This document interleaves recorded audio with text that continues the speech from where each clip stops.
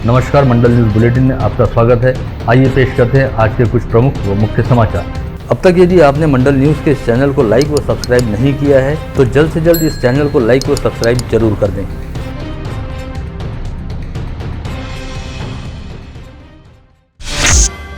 इस समय महाराष्ट्र में अच्छा खासा राजनीतिक घमासान मचा हुआ है और जमकर बयानबाजी चल रही है। इसी के तहत बीते दिनों प्रहार जनशक्ति पार्टी के संस्थापक व अचलपुर निर्वाचन क्षेत्र के निर्दलीय विधायक एवं राज्य मंत्री बच्चू कडू ने कहा था कि राज्य में अगला मुख्यमंत्री उनकी प्रहार पार्टी का होगा। उस समय इस बयान को कोई विशेष तवज्जो नहीं मिली थी, लेकिन अब यह बात समझ में आ रही है कि राज्य मंत्री बच्चू कडू ने यह बयान कोई हवाई नहीं दिया था, बल्कि उस बयान के पीछे एक बेहद मजबूत कानूनी आधार था। यह बात आज उस समय सामने आई जब शिवसेना नेत्री नीलम गोढ़े ने पत्रवार्ता में दल बदल अधिनियम की धारा 10 का उल्लेख करते हुए कहा कि यद्यपि शिंदे गुट के पास इस समय 2/3 से अधिक विधायकों का बहुमत है, ऐसे में दल बदल कानून के तहत उनमें से किसी विधायक की सदस्यता तो खारिज नहीं होगी, लेकिन उन्हें किसी स्वतंत्र गुट के तौर पर मान्यता भी नहीं मिलेगी। ऐसे में इन सभी विधायकों को किसी अन्य राजनीतिक दल में प्रवेश करना होगा। ऐसी स्थिति में शिंदे के साथ रहने वाले विधायकों के सामने दो ही पर्याय रहेंगे, या तो वे अपने पीछे ताकत बनकर खड़ी भारतीय जनता पार्टी में प्रवेश कर लें, या फिर शुरुआत से अपने साथ रहने वाले राज्य मंत्री बच्चू कडू की प्रादेशिक मान्यता प्राप्त प्रहार जनशक्ति पार्टी में अपने गुट का विलय कर लें। ऐसे में शिंदे गुट द्वारा अपना स्वतंत्र अस्तित्व बनाए रखने हेतु भाजपा में शामिल होने की बजाय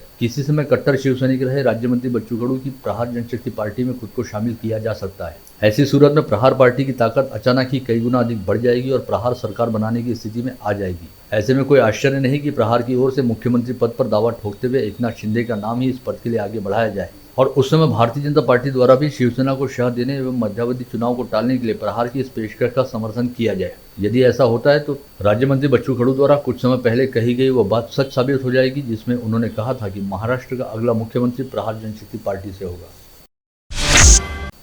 बीते 4 दिनों से महाराष्ट्र में लगातार राजनीतिक उठापटक वाला माहौल है और चौथे दिन महाराष्ट्र की सियासी लड़ाई आर पार के मूड में आ गई है, जिसके तहत आज पूरा दिन शिवसेना नेताओं व बागी नेताओं के बीच आरोप प्रत्यारोप के दौर चले। इसके तहत जहां सीएम उद्धव ठाकरे ने दादर स्थित सेना भवन में पार्टी के सभी जिला प्रमुखों की बैठक को संबोधित किया, वहीं शिवसेना सांसद व प्रवक्ता संजय राउत ने बागी विधायकों को मुंबई आकर बात करने की चुनौती दी। इसके अलावा राष्ट्रवादी कांग्रेस व कांग्रेस पार्टी द्वारा पूरे मामले को लेकर बड़े सावधानी पूर्वक ढंग से बयान दिए जा रहे हैं और फूंक फूंक कर कदम उठाए जा रहे हैं। साथ ही भारतीय जनता पार्टी इस मामले को लेकर महाविकास आघाड़ी के खिलाफ जमकर हमलावर हो रही है और अब तक पर्दे के पीछे रहने वाली भारतीय जनता पार्टी ने अब एक तरह से फ्रंट फुट पर आकर खेलना शुरू कर दिया है।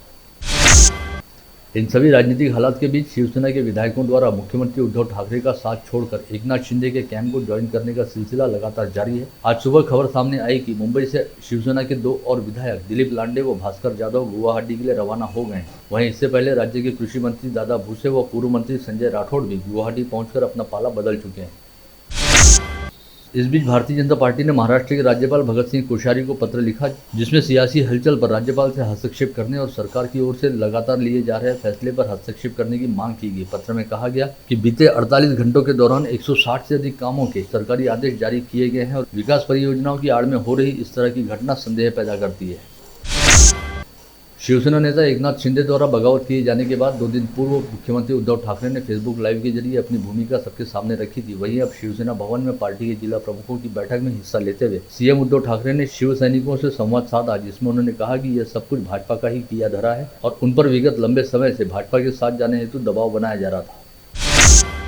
उधर दूसरी ओर शिवसेना के बागी नेता एकनाथ शिंदे ने अपने गुट को असली शिवसेना बताया। ऐसे में यदि मुख्यमंत्री उद्धव ठाकरे द्वारा शिंदे के गुट को अलग तौर पर मान्यता नहीं दी जाती तो सीएम ठाकरे को कानूनी तौर पर घेरने और उन्हें चितपट करने की नीति पर भाजपा द्वारा पर्दे के पीछे रहते हुए काम किया जा रहा है, जिसके तहत अपने पास 37 से अधिक विधायक रहने के चलते खुद को असली शिवसेना के तौर पर मान्यता देने और शिवसेना का अधिकृत चुनाव चिन्ह धनुष बाण खुद को ही मिलने हेतु शिंदे गुट द्वारा केंद्रीय निर्वाचन आयोग के पास आवेदन किया जा सकता है। पूर्व प्रधानमंत्री इंदिरा गांधी को कांग्रेस से निष्कासित किए जाने के बाद उपस्थित किए गए कानूनी मुद्दों का आधार अब शिंदे गुट द्वारा लिया जा सकता है, जिसमें शिंदे गुट को भारतीय जनता पार्टी की ओर से पूरा साथ व सहयोग मिल सकता है।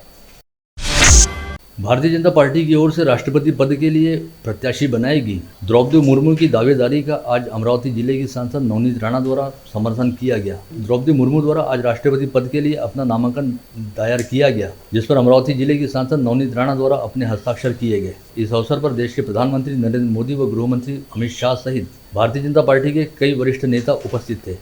आज जिस तरह का देश के प्रेसिडेंट के लिए जो चुनाव के नॉमिनेशन के फॉर्म भरे गए, यानी द्रौपदी मुर्मू जी जो बीजेपी की तरफ से, मोदी जी की तरफ से एक ऐसी महिला को रिप्रेजेंट करने का मौका वो दे रहे हैं। आज एक आदिवासी परिवार से बिलोंग करने वाली महिला जो इतने सालों से जिन्होंने कष्ट किया, समाज को रिप्रेजेंट किया, आज उनको प्रेसिडेंट बनने का मौका मिल रहा है।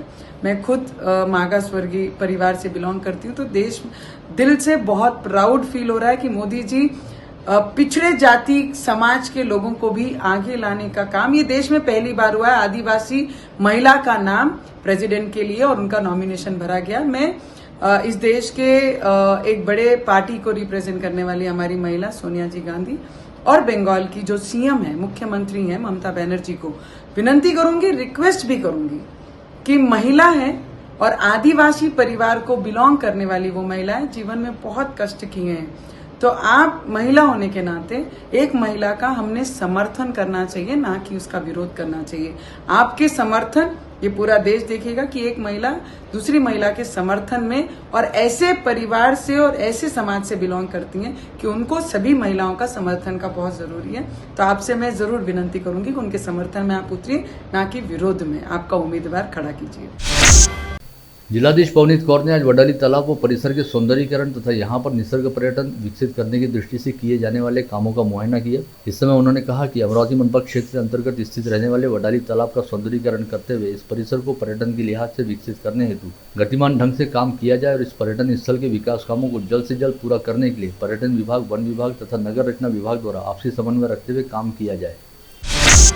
सामाजिक न्याय व विशेष सहायता विभाग के अंतर्गत कर्मवीर दादा साहब गायकवाड़ सबलीकरण व स्वाभिमान योजना वर्ष 2004-2005 में कार्यान्वित की गई थी। इसके तहत अनुसूचित जाति व नौबद्ध घटक के गरीबी रेखा से नीचे रहने वाले भूमिहीन किसानों का जीवन स्तर ऊंचा उठाने के लिए 4 एकड़ उपजाऊ व 2 एकड़ बागायती जमीन 100% अनुदान पर उपलब्ध कराई गई। इन जमीनों के पट्टे आज जिलाधीश पवनीत कौर के हाथों वितरित किए गए। अमरावती संभाग के अमरावती, अकोला, बुल्ढाना, वाशिम व यवतमाल जिले के कर्मचारियों ने कास्ट्राई भूमि अभिलेख कर्मचारी संगठन के बैनर तले अपनी विभिन्न प्रलंबित मांगों के लिए अमरावती के भूमि अभिलेख उप संचालक कार्यालय के सामने आज घंटानाद आंदोलन करना शुरू किया। साथ ही अपनी मांगे पूरी न होने पर आंदोलन को और अधिक तीव्र करने की चेतावनी भी दी। कास्ट्राई भूमी अभिलेख संघटनेचा विभागीय अध्यक्ष असल्यामुळे कारणाने आज आम्ही इथे घंटानाद धरणे आंदोलन केलेले आहे। आमच्या काही समस्या आहेत, त्या समस्येचं निरसन होण्याकरिता जे वरिष्ठ आमच्यावर कामाचा म्हणजे भर लादत आहे त्या विरोधात आम्ही हे धरणे आंदोलन करत आहे। महानगरपालिका आयुक्त प्रवीण आष्टीकर ने आज मौजा मसला स्थित प्रधानमंत्री आवास योजना अंतर्गत किए गए निर्माण कार्यों के तहत 60 इमारतों के घरों का मुआयना किया। इस दौरे के समय महानगरपालिका के विभिन्न महकमों के अधिकारी उपस्थित थे। राजवीर जनहित संगठन द्वारा आज जिलाधीश को ज्ञापन सौंपते हुए कहा गया कि वडाली के देवीनगर परिसर वासियों को पीआर कार्ड प्रदान किया जाए और खाली जगह से भू माफियाओं को हटाकर गरीब मजदूरों को झोपड़ी बनाने की अनुमति दी जाए। ऐसा नहीं होने पर 15 दिन के पश्चात तीव्र आंदोलन छेड़ा जाएगा। धारणी के सामाजिक कार्यकर्ता सूरज मालवीय ने कहा कि धारणी नगर पंचायत में मतदाता सूची बनाने को लेकर काफी गड़बड़ियां हुई हैं और यहां के अधिकारियों ने किसी राजनेता के दबाव में आकर बिना सर्वे किए अपने कार्यालय में ही बैठकर मतदाता सूची बना डाली। ऐसे में सूरज मालवीय ने दोबारा नए सिरे से मतदाता सूची तैयार करने की मांग की है। आगामी कुछ दिनों में नए शैक्षणिक सत्र के तहत सभी शालाएं खुल जाएंगी। ऐसे में सभी अभिभावक स्कूल जाने वाले अपने बच्चों के लिए नए शालेय साहित्य खरीदने हेतु बाजार में निकल रहे हैं। ऐसे में शहर में जगह जगह पर शालेय साहित्य की दुकानें सज गई हैं, जहां पर अभिभावकों द्वारा अपने बच्चों की पसंद को ध्यान में रखते हुए और उनकी पसंद के अनुरूप शालेय साहित्य की खरीदारी की जा रही है। अमरावती जिले की धारणी पुलिस ने गोपीबाई काजदेकर नामक महिला की शिकायत के आधार पर धर्मेंद्र सोनी नामक वकील के खिलाफ एट्रोसिटी एक्ट के तहत अपराध दर्ज किया था। गोपीबाई काजदेकर ने अपनी शिकायत में कहा था कि वह 15 मार्च 2020 को गैस सिलेंडर व रेगुलेटर लेने हेतु सोनी के भाई की एजेंसी में गई थी, जहां पर सोनी ने एजेंसी के केबिन के भीतर उसके साथ जातिवाचक गाली गलौज की, जिसके खिलाफ धर्मेंद्र सोनी ने उच्च न्यायालय में याचिका दाखिल की और हाईकोर्ट ने इस मामले की सुनवाई के दौरान माना कि इस मामले में एट्रोसिटी एक्ट की धाराएं लागू नहीं होती। हाईकोर्ट के मुताबिक यदि सार्वजनिक तौर पर कुछ लोगों के सामने जातिवाचक गाली गलौज की जाती है तो एट्रोसिटी एक्ट की धारा के तहत अपराध दर्ज किया जा सकता है। गत रोज एक ही दिन के दौरान समूचे विदर्भ क्षेत्र में अलग अलग स्थानों पर गाज गिरने की वजह से 13 लोगों की मौत हो गई, जिनमें गोंदिया व अमरावती जिले के 3 तथा नागपुर व बुल्ढाना जिले के 2 लोगों का समावेश है। इसके अलावा गढ़चिरौली व चंद्रपुर जिले में भी गाज गिरने की वजह से 2 लोगों की मौत हुई है। ज्यादातर मामलों में आसमानी गाज का शिकार वे लोग हुए हैं जो बारिश जारी रहने के दौरान अपने खेतों में काम कर रहे थे। विगत 13 जून को मसानगंज परिसर में रहने वाले सौरभ सुनील गुप्ता नामक युवक द्वारा जहर पीकर आत्महत्या कर ली गई। सौरभ गुप्ता द्वारा सुसाइड नोट लिखकर अपनी आत्महत्या के लिए श्वेता बाकीलाल गुप्ता तथा संगीता बाकीलाल गुप्ता नामक मां बेटी को जिम्मेदार बताया गया था। इस मामले में नागपुर मेडिकल से दस्तावेज मिलते ही गाड़गेनगर पुलिस हरकत में आ गई और दोनों मां बेटी के खिलाफ धारा 306 व 34 के तहत आपराधिक मामला दर्ज करते हुए उन्हें आरोपी बनाया गया। फिलहाल इस मां बेटी की गिरफ्तारी नहीं हो पाई है, जिनकी पुलिस द्वारा सरगर्मी से तलाश की जा रही है।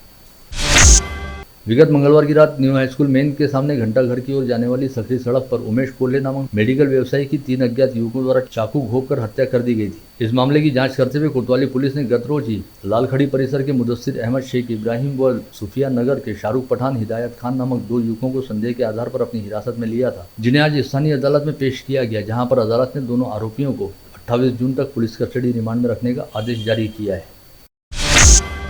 हत्या के प्रयास सहित विभिन्न संगीन धाराओं के तहत गिरफ्तार किए गए दर्शन महल्ले नामक आरोपी को सिटी कोतवाली के हवालात में रखा गया था और तहकीकात के लिए उसे हवालात से निकालकर गाड़गेनगर पुलिस थाने ले जाकर डीबी स्क्वाड कक्ष में बिठाया गया। लेकिन तेज बारिश के समय मौका देखकर दर्शन महल्ले वहां उपस्थित पुलिस अधिकारी के हाथ पर जोरदार झटका मारकर पुलिस थाने से फरार हो गया, जिसकी गाड़गेनगर पुलिस द्वारा सरगर्मी से तलाश की जा रही है। शहर की विख्यात समाज सेविका गुंजन गोले पर कल गुरुवार की रात 8 बजे फ्रेजरपुरा पुलिस थाना क्षेत्र के राजूरा मार्ग पर कुछ अज्ञात लोगों द्वारा जानलेवा हमला किया गया। इस घटना की जानकारी मिलते ही घायल गुंजन गोले को देखने के लिए पुलिस उपायुक्त विक्रम साली खुद अस्पताल पहुंचे, जहां पर उन्होंने पूरे मामले की जानकारी ली। पुलिस द्वारा मामले की जाँच की जा रही है। नांदगांवपेट पुलिस थाना क्षेत्र टोलनाका रोड से 2 व्यक्ति कटाई हेतु गौवंश लेकर जा रहे हैं, ऐसी गुप्त सूचना मिलने पर पुलिस ने तुरंत छापा मारा और नांदगांवपेट के कुरेश नगर निवासी शेख शब्बीर व शेख रऊफ नामक 2 आरोपियों को गिरफ्तार किया, जिनके पास से करीब 2.5 लाख रुपए मूल्य के 38 बैल बरामद किए गए।